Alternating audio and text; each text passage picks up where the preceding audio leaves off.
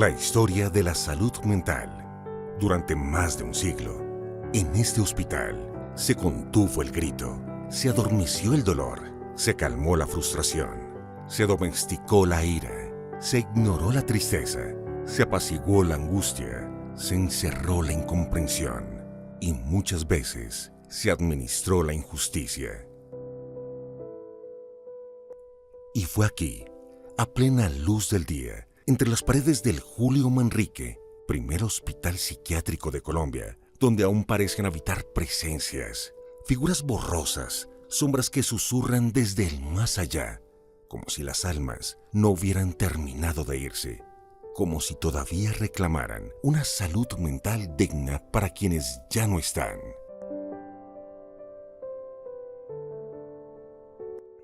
Muchos no estaban enfermos, solo eran distintos. Fueron víctimas de un diagnóstico errado derivado de una ciencia inmadura y una sociedad que confundía lo diferente con lo peligroso y lo raro con lo incurable.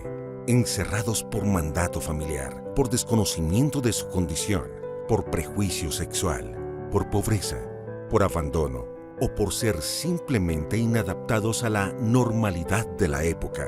Quien no se alineaba al molde debía ser corregido o apartado. Todo comenzó en 1870, cuando en Colombia la salud mental era un misterio y la psiquiatría apenas una intuición. A falta de ciencia creció el miedo, miedo a perder la razón, miedo a volverse loco.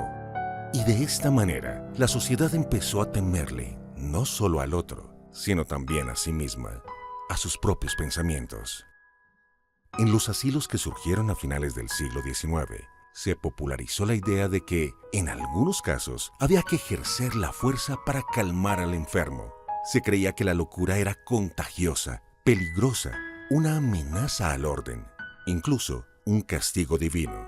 Por eso, a falta de terapias, se aplicaban rezos. Eran lugares que se nutrían más del encierro que del cuidado, muchas veces administrados por órdenes religiosas, bajo una lógica de castigo redentor, donde la diferencia se castigaba y el silencio era considerado progreso. Y fueron precisamente esos constructores silenciosos quienes allanaron el camino para que hoy podamos hablar de una nueva ley de salud mental. Antes de que existieran leyes, resoluciones o políticas públicas, ya estaban allí familiares, cuidadores, terapeutas populares, líderes barriales, mujeres organizadas, colectivos de pacientes, entre muchos más que sostenían esas vidas en la sombra y creando una comunidad donde rechazaban el encierro. Fueron los primeros en convertir este abandono en red y el estigma en su verdadera causa. A ellos les debemos este presente, porque mientras el Estado debatía marcos normativos, ellos tejían salud mental con amor, duelo y resistencia compartida. Esta es la historia de todos los que decidieron hablar cuando la sociedad prefería callar. Pese a todo lo vivido, hoy Colombia camina hacia una nueva forma de entender la salud mental.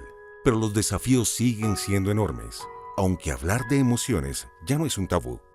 4 de cada 10 colombianos han enfrentado un trastorno mental. La ansiedad y la depresión encabezan las cifras. Y aunque se habla más del tema, menos del 10% de quienes necesitan ayuda realmente la reciben. Faltan especialistas. Sobran barreras. Hay regiones enteras sin un solo psiquiatra. Y los recursos, aunque existen, no siempre se ejecutan. En un país con más de 50 millones de habitantes, apenas hay 1.500 psiquiatras activos. Es decir, el derecho a la salud mental existe, pero para millones sigue siendo una promesa lejana. Pero algo empezó a cambiar. Hoy, aunque aún nos cuesta, hablar de salud mental ya no es un acto de vergüenza, sino de valentía. Las nuevas generaciones lo gritan con fuerza. Ir al psicólogo no es de locos, es de humanos. Deportistas, artistas, jóvenes que se atreven a contar su historia, han abierto un camino entre el silencio y la empatía. Sin embargo, el estigma no se ha ido del todo. Sigue agazapado al interior de las empresas, de los colegios, en los pueblos, en cada "mejor no cuente eso". Por eso, más que leyes, necesitamos cultura. Una nueva forma de convivir con nuestras heridas sin esconderlas, de aceptar que cuidar la mente es tan vital como cuidar el corazón. Hoy, por fin, la salud mental es ley. Una ley construida desde la escucha, tejida con voces ciudadanas, agremiaciones, familias y profesionales que soñaron con un país que no encierre el dolor, sino que lo entienda. Esta norma reconoce que la mente también necesita cuidados y los garantiza desde la infancia, en la escuela, el hogar, la cárcel, el trabajo y cada rincón de Colombia. Garantiza atención oportuna, medicamentos sin excusas, protocolos reales, información útil y recursos protegidos. Pone en el centro la educación emocional, la prevención y la dignidad. Y aunque aún queda camino, esta ley deja claro, nunca más se tratará de excluir la diferencia, sino de abrazarla con humanidad. Gracias a su tenacidad, hoy Colombia cuenta con movimientos ciudadanos organizados y decenas más que han transformado el activismo en políticas públicas, la indignación en propuestas concretas y la adversidad en motor de cambio. A su lucha se suma hoy la voluntad legislativa. Esta ley no es solo una decisión del Congreso, es el resultado del eco colectivo de quienes se negaron a aceptar que la salud mental siguiera siendo invisible y la trajeron, por fin, al centro de la conversación nacional. Porque un país que reconoce su fragilidad no es débil, es uno que decidió sanar desde la transformación. Esta ley es apenas el primer paso, pero marca un antes y un después. Hoy, la salud mental dejó de ser una promesa para convertirse en un derecho. Y lo más importante, dejó de vivirse en silencio.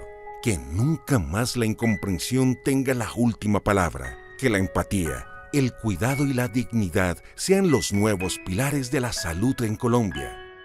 Porque cuidar la mente es también cuidar el alma de un país entero.